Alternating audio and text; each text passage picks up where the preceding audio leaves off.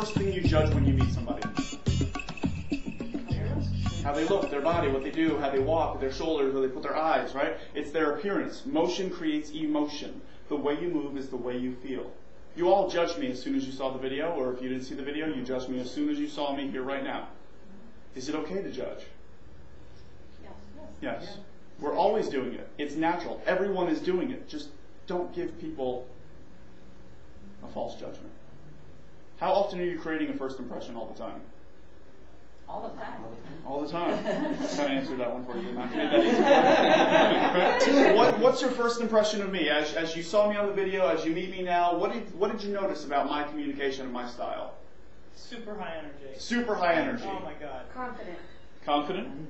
Okay. No hair. Spoken. Well spoken. No hair. Thank you. True.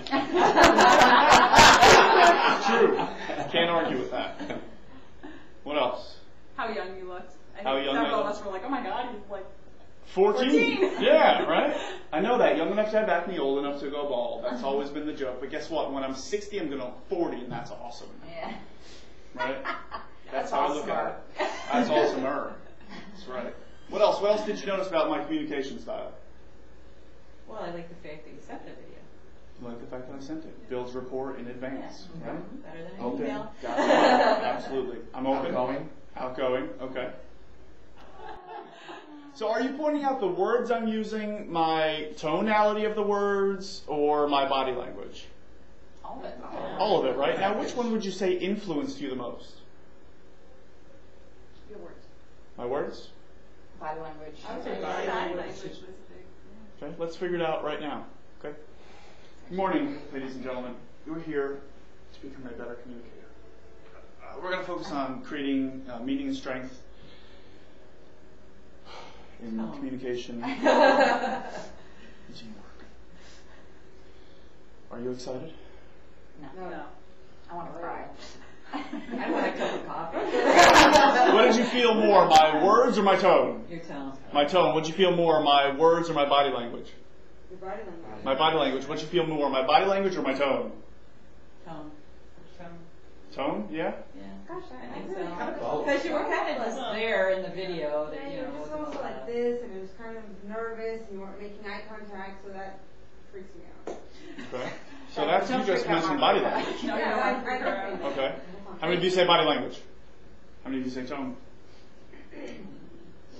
Let's figure it out right now. Let's have the competition now between tone and body language. Good morning, ladies and gentlemen. My name is Joe Urbanski, and we are going to focus on creating meaning and strength in communication and teamwork and relationships. And we're going to have such a wonderful time today. Are you ready to have a good time? That was weird. I've done this before. That was weird. What did you feel more, my body language or my tone? Body language. Body language, right? My tone said exactly what I wanted to say, but you didn't believe me at all. No. Because my body wasn't saying the same thing. It's about being congruent. Motion creates emotion. The way you move is the way you feel. It is about your body language. We're going to focus a lot on body language today. That's why we do the ridiculous clap thing. We're going to do it a couple more times throughout the day, do a lot of different energizers, because most of how you come across is your body language. I want you to go through the maze and solve it. Can you do that? No, right? If you take a look at the beginning, it's a really long journey from the beginning to the end. But from the end, you notice it isn't possible at all. What I want you to do is think about the end of this day. Think about what you want to accomplish. What do you want to achieve? What's most important to you? What is your commitment to the day? What do you want to focus on? Who are the people you're thinking about that you want to improve your relationships with? Think about the end of the day. What is most important to you? Because if you don't know where you're going, if you don't know the end is possible, it doesn't matter where you go. So if you're ready to begin, say, oh yeah. Oh yeah. I want to start with clear definitions. 3 words we're going to discuss all day today. Number 1 is communication. What communication simply is what? An exchange of thoughts. An exchange of thoughts. Sending and receiving messages. Sending and receiving messages.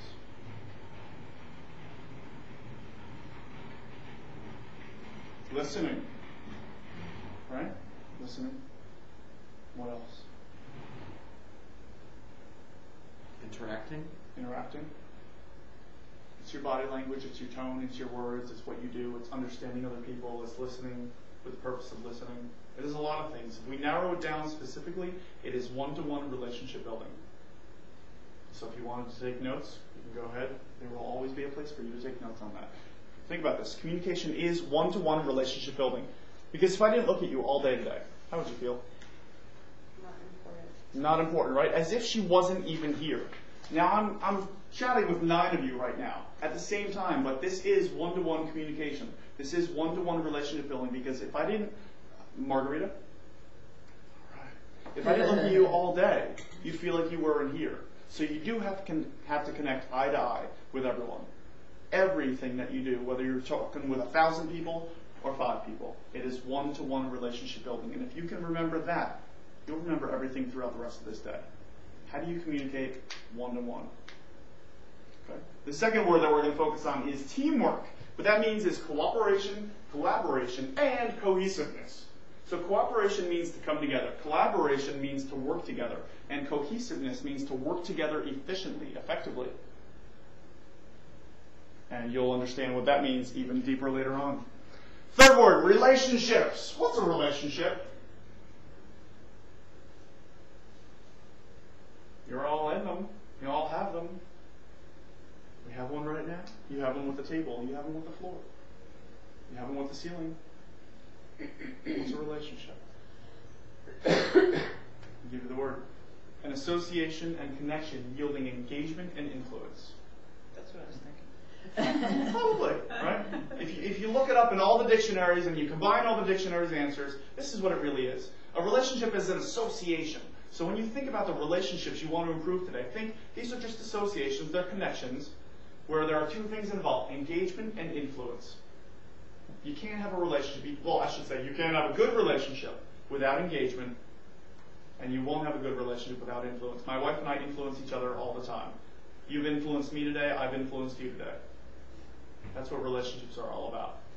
Now, the last big and final definition is this. The meaning of communication is the response it produces, not what is intended. That is the big, the overall arching theme of the day. The meaning of communication is the response that it produces, not what is intended.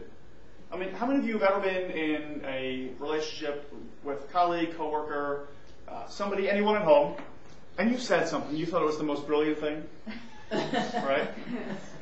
And they looked at you with the most blank stare, then maybe they cursed at you, maybe they just walked away, maybe they felt totally insulted. You ever done that before? Oh, yeah. Right? Oh, yeah, right? What is the problem with that? Whose fault is that message coming from? So it is the fault of the sender and the receiver. Because the sender may not know, and the receiver may not say anything. So the meaning of communication is what? As perceived. The response it produces. I'm usually going to give you the answers to all the questions that I'm going to ask today. Just to make it easy. Now I want to understand your SWOT. That's strengths, weaknesses, opportunities, and threats. So you tell me, what is your single greatest strength as a communicator in this room? Just take a moment to think about it now. What is your single greatest strength? What is your single greatest weakness? What is your single greatest opportunity in communication? So that's a little bit more external, and maybe it's this event here. What's the single greatest threat that you have? If you want, you can take a moment to write it down. Then I want to ask you. First one is there's sender and there's receiver. And in the middle, there's perception, and all is static. There's stuff going on that we're not aware of, things in their mind, what's going on with their reality, everything that's going on. The second is you got the right message, but it's communicated the wrong way. And you've done that before. You've said something that was right, but it was your tone or it didn't come across the right way. The third challenge is the difference in motives, identity, or reality. And we'll talk about these throughout the day, but your motives are, everyone has a different motivation. Something moves each and every one of us in a different way. Your identity is your values and beliefs, and we each have different values. We have to figure out what those are so we can understand each other. And then your reality is changing all the time. All the time, and we have to understand that. 5 minutes from now, it could be totally different. And I used that example. I didn't have an example for this, but I used this during a seminar. And I had someone come back from a break, and they said, "You know what? You're right. I have a different boss." I said, "What do you mean?" She said, yeah, I left during the break, and I got a voicemail. I checked my voicemail, and the voicemail said it was my current boss letting me know that they're not my boss anymore, and I have a totally new boss.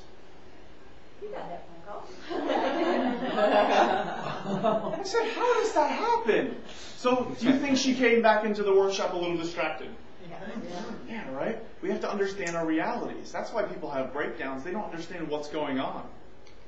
Another challenge is our communication profiles, which is that thing after lunch we'll get into, so we understand the profile that we all communicate to. And then love languages, right, is another piece of that. We all have a different way that we prefer to be loved. Did anyone actually read the book, The Love Languages, or take the little test, The Love Languages? It's intriguing, isn't it? Like, do you remember any of the languages?